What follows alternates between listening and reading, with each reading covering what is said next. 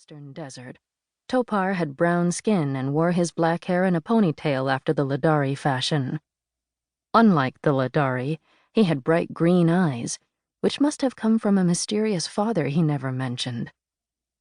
"You'd look like a drowned rat, too, if you'd just flown through the mountains in a thunderstorm," Kai said, bristling at the comparison. Topar's smile vanished as he glanced back at the dark clouds shrouding the jagged peaks in the distance. "I'd never fly through a mountain thunderstorm. We'll take the dust tornadoes and Grytalk attacks on the plains and desert any day." "Guess that's why we fly the mountain route," Kai said as she pulled the mail pouch from her saddlebags. "I've got an emergency dispatch here. Ready to catch?" Topar's eyes widened. "I've never carried a red dispatch before. But I heard a senior courier say she flew one from Turkan addressed to the Emperor 2 days ago."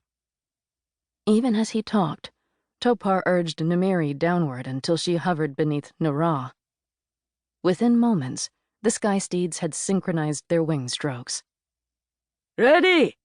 Topar called up to her. Kai leaned over and dropped the pouch into his outstretched hands. When she was sure he had the pouch, she let go of its security line, and Topar tucked the pouch into his own saddlebags. "I bet you took a peek," Topar said slyly. "I'd never open a dispatch," she said, bristling again.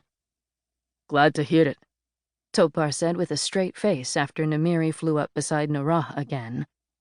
"I'd hate to think Station Master Riken's favorite sky courier was breaking the rules."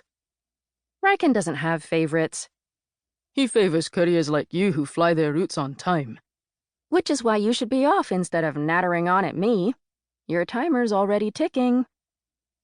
"He was just teasing you about opening the dispatch," Nara scolded her as Namiri pivoted and started the long flight across the plains.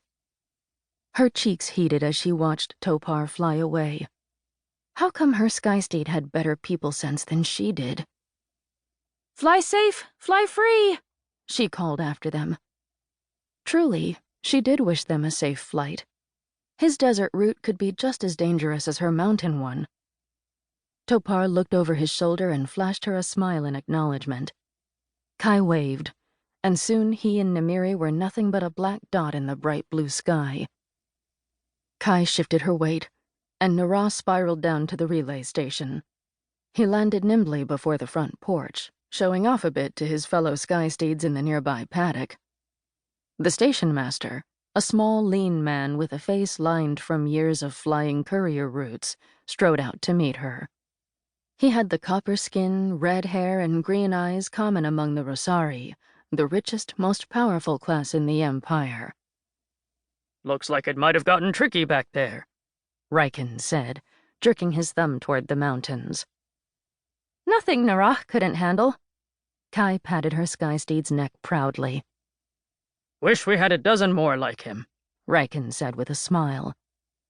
"We pushed it because we carried a red emergency dispatch marked for the commander of the garrison at Turkan.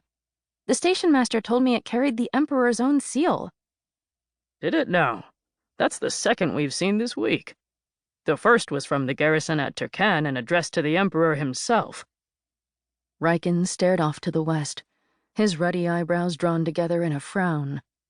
But then he seemed to remember Kai and focused on her again. "Well, here's your pay. You'll have 3 days off before I send you back across the mountains. You two have earned it." "Thanks," she said, and pocketed the precious dashens. Most couriers hung around the station to boast about their flights, but she wanted to get home to check on Uncle Doug's. First, though, she needed to let Nara drink. Mountain bred, he preferred the clean water from the town well over the muddy stream behind the relay station. She led her tired friend down the dusty yellow street of Derwin town, past dozens of sun-baked wooden shops and shacks to the town well. Under the sparse shade thrown by scraggly trees, a half-dozen town girls and women waited in line.